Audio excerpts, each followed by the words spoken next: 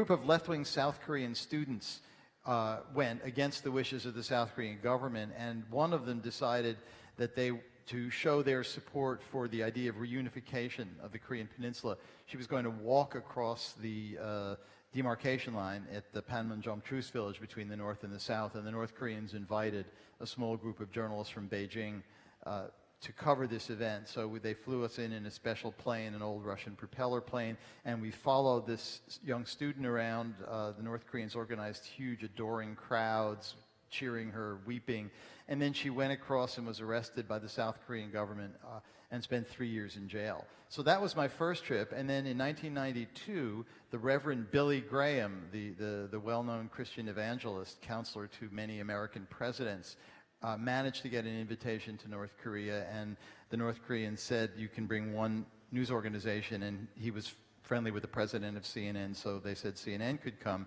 and since I'd been once, I was able to go on that trip. And that was very interesting because Graham met Kim Il-sung, the grandfather of the current leader, who's really the father of North Korea. And so we got a chance to meet him, shake his hand, have a picture taken with him. I was told at the time you're supposed to have a gift to give him, and I didn't have anything except a CNN pen, because I didn't realize I was going to meet him. So I gave him a CNN pen. And then that led to three visits in 1994 in which I met Kim 2 other times, and that created a relationship with the North Koreans, which allowed me to make a lot of visits over the years that I worked at CNN, and then I left CNN to write a book on North Korea and the nuclear issue, and have visited several times since then. Building up trust and personal relationships was important for us. In my own case, because I had this very unusual opportunity to meet Kim Il-sung first in 1992 and then twice in 1994, including when I was the only journalist who went to North Korea with former U.S. President Carter. That gave me and CNN a certain cachet, and that opened doors. And you know, when you pull out a picture of you with the great leader and you show it to somebody, I mean, people have a different reaction than you're just a run-of-the-mill reporter. And we dealt with the same people over many years.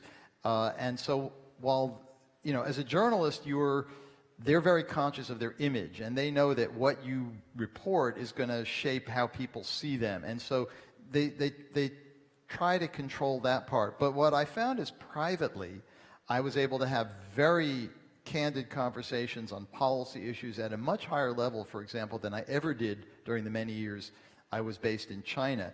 And the North Koreans themselves have become more sophisticated about dealing with reporters.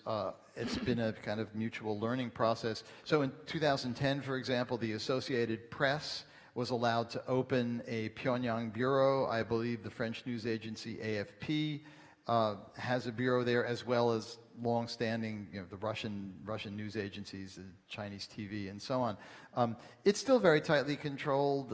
You still have minders. You're still very constrained, but it's not as bad. And the North Koreans now, when they want to show something off, they'll invite large numbers of people in. I think they invited a group of journalists in to show the destruction of the nuclear test site some weeks ago. So they've gotten more sophisticated, but it's still a tough place to operate.